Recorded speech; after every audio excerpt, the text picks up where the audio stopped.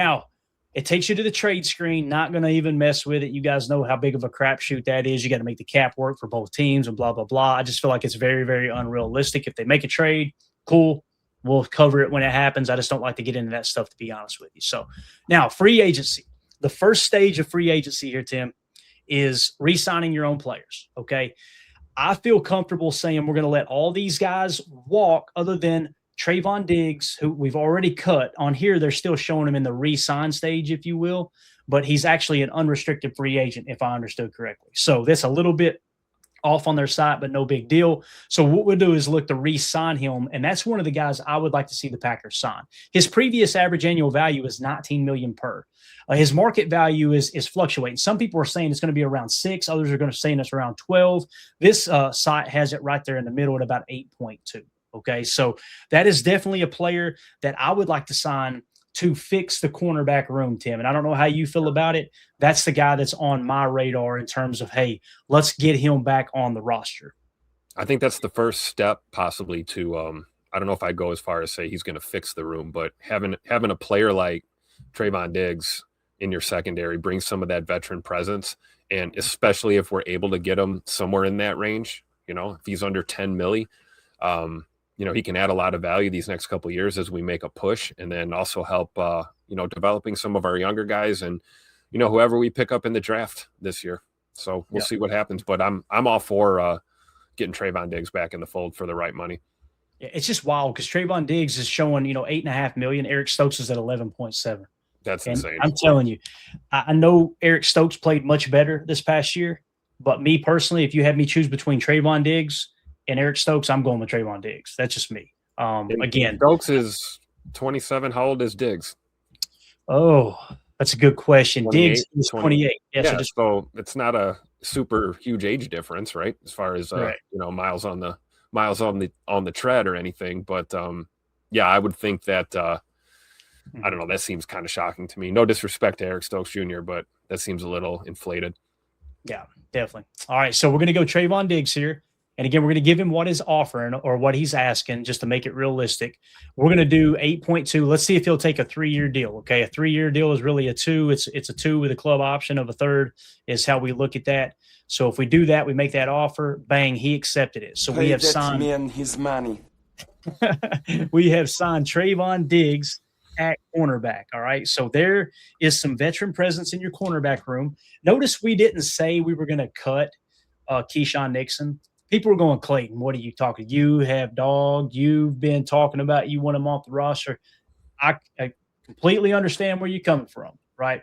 I'm as pissed as at anyone. But to just free up $7 million, and the reality is, as bad as he ticked me off with the personal fouls, as bad as he ticked me off biting on the double moves, as bad as he ticked me off with that goal line situation there, which if I'm this new coaching staff, the first thing I'm doing is Jonathan Gannon and Bobby Babich. I'm sitting down with Keyshawn. Don't do it in public. Don't do it around the team. Sitting down in a room and putting that clip on repeat and going, what the hell is this? You understand? This is unacceptable, right? And then move forward. But again, freeing up $5 million to get rid of the guy who led the league in pass breakups, right? Yeah. Whether we like it or not, he made the Pro Bowl. Take that for however you wish. I'm not saying he is a good corner, but he's definitely an above average corner. And at only $5 million in cap space saved, and obviously a cap hit of $7 million, I'm going to keep him unless, of course, we were to sit down with him in a room like that, being Bobby Babich and Jonathan Gannon, and all of a sudden he says, no, there ain't nothing wrong with what I put on tape. Then your ass is gone, right? So I want to be very clear. Does that make sense, Tim? It does. I mean, we talked about that, and like you said, for the little bit of money we would save, it may put us further behind the 8 ball in that cornerback room. So, you guys know I've been a K9 fan too. We can't. It's one of those things. When he's on, and when he's off, right? And it can be extremely frustrating. But I think there's room with this new staff and room for Keyshawn in that room, honestly. So, yeah, not to save a couple million, lose him. No. Right. And Jen Wright says, can he just be a kick returner? That's the other thing, too, is that extra added value. We've seen him return kicks late in the year there. I want to say it was in the playoffs or whatever. He had 1 or 2 returns. So I would definitely, that's a conversation I would have there too. Listen, you're not CB1. You're going back to returning kicks, and you're going to be a backup corner for us, would be my approach. So, and here's the thing. I say backup corner, but you're going to let Carrington Valentine and Keyshawn Nixon battle it out for the number 2 corner spot. You're going to let everybody battle for a starting position. But I would like Trayvon Diggs on one side and whoever wins the camp battle between Carrington Valentine and Keyshawn Nixon on the other, unless we draft a corner, which, spoiler alert, I'm looking to draft a corner. Yeah. Matter of fact, I'm looking to do it with the 52nd pick. We'll talk about that in a minute. Now, people were going, hold up, Clayton. You said we need offensive line. We just cut 2 offensive linemen too. Glad you mentioned that. But if we don't take a corner at 52, we might not get one. Exactly. And every draft is different, right? And all the information that we've been collecting here, doing all these mock drafts, it's suggesting that you better get cornerback at 52 or you're going to be in no man's land later throughout the draft. Now, with that being said, what are we going to do about offensive line? Remember all the negative Nancy's? There's no way you can afford Tyler Linderbomb. There's no way you can do that, right? Well, let's find Tyler Linderbomb real quick. If we can find him on this list, I think there he is. Bang. They're showing his market value at $16.8 million per. Now, there's going to be some people that say he'll get more than 20. He'll get, whatever, 18. Let's look at the cap. We're $23.5 million under the cap right now. Let's say we sign Tyler Linderbomb to a 4-year, $16.8 million deal, exactly what he's asking here. Okay, so we'll give him exactly what he wants on 4 years, make the offer. He accepted it. All right, we're going to confirm the signing. And now, Tim, get me and his money. You just went and got an all-pro caliber center. That's going to be your starting center now. Bang, think about it. Jordan Morgan, left tackle, where he played his best football at the tackle position. Right tackle, Zach Tom. Center, Tyler Linderbomb. Tier 1 important tackles, Tier 2 center, and to me, you have completely revamped this offensive line just like that. And now we can go into the draft and grab a corner early because we shored up the problem at center. Bingo. And on top of that, Tim, we can still grab an offensive lineman, right? Because we need a left guard now, right? So, and that's not to say that we wouldn't try to bring back Sean Ryan. I want to say his market value is showing like $11 million on here or something. I ain't paying that for Sean Ryan. I ain't going to do it. I love Nacho Libre, don't get me wrong, but can't do it. Can't have it happen, right? So we're 6.7, all right, under the cap right now. We talk about $7 to $10 million operate money for the next year. Okay, we're at 6.7. We're sitting pretty. Now, notice, Tim, we did let Quay Walker walk in free agency, right? I want to look at his number real quick and see with this model where we just did some restructuring and got a little bit aggressive with the cap, what would it take to bring Quay back? They're showing $10.4 million as his cap hit. Okay, so we do not have enough money to bring back Quay Walker. So if the question now becomes, would you rather have Quay Walker at 10.4 or would you rather have Tyler Linderbomb at 16.5? I'm going Tyler Linderbomb over Quay Walker. Okay, Trayvon Diggs. If we hadn't signed Trayvon Diggs, we could have run Quay Walker back and we'd be at about $3 million under the cap. But now we're really hurting at corner. And again, we've got an opportunity to make corner a much, much stronger position this year because we got Trayvon Diggs. On top of that, we're going to try to nab one in the draft too. So how do you feel about that? Does that make sense as to why I wouldn't? Again, this is my model, why I would not re-sign Quay Walker. Now, if he hits free agency, Tim, and the market ain't there and you can get him at $7 million or $6 million, restructure a couple contracts and go get Quay. I'm all right with it. But how do you feel about it? No, I agree. And I think, as much as I love Quay, anyone who's watched this show more than once knows that that's my dude. But I do think when he tests the market, he's gonna get north of 10 million. He'll probably be around a 12 range or better, and he'll get his money and good for him. But at the end of the day, you asked, in comparison to getting Linderbomb here, I think it is kind of a no-brainer. Like, I think our defense will survive, especially with the talent we have in the middle there. And, you never know. We might snag a stack backer in this draft too, as well, or maybe pick one up in free agency. Who knows? So I'm okay with that because we have to get better on O-line.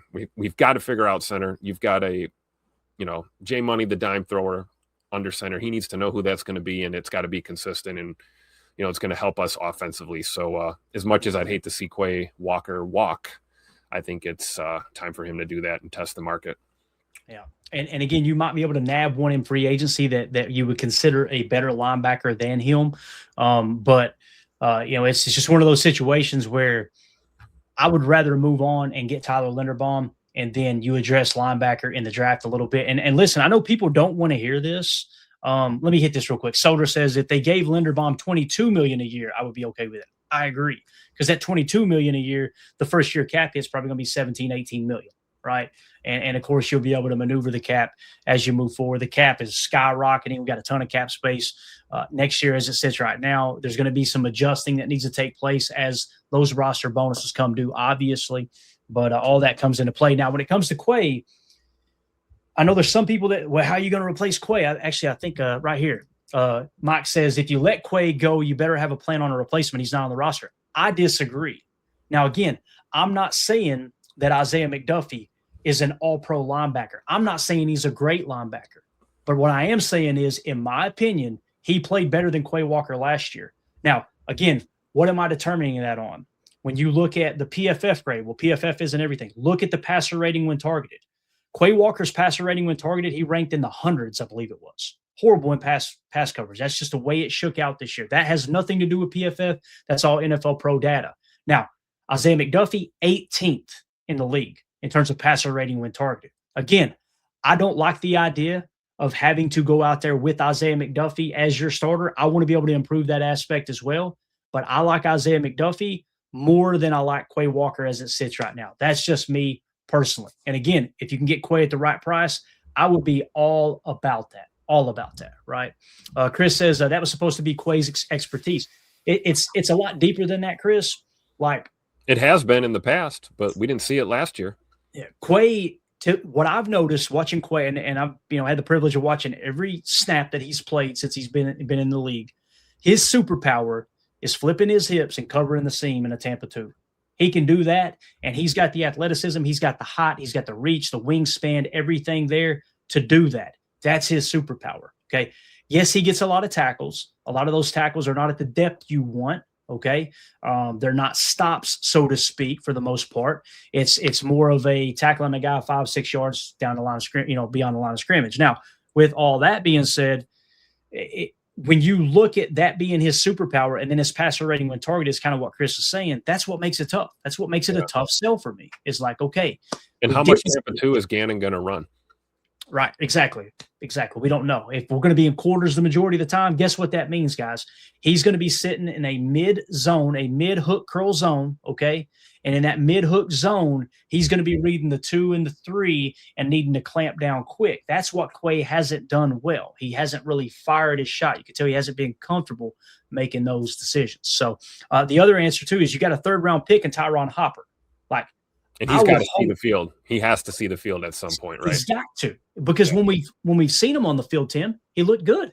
We didn't come away going, oh no, I see why they got him on the bench now. I came away going, give me some more of that, because preseason he dominated, right? And then down the stretch there, I want to say his PFF grade was higher than all the other stack backers on the team, other than Edgerrin Cooper, of course. So when you take that into consideration as well, Tyron Hopper, Isaiah McDuffie, and then get a late round linebacker in the draft is kind of what I'm looking at with the linebacker room. And McDuffie's your green dot, and you go from there. It's a good start, right? Yeah, I think so too, man. Again, it's a good foundation. It allows you to shore up offensive line. Again, the biggest problem last year were injuries and our offensive line play. Again, that's why I don't want to put too much money in the stack backer position and ignore those other great needs. So again, quick recap, guys.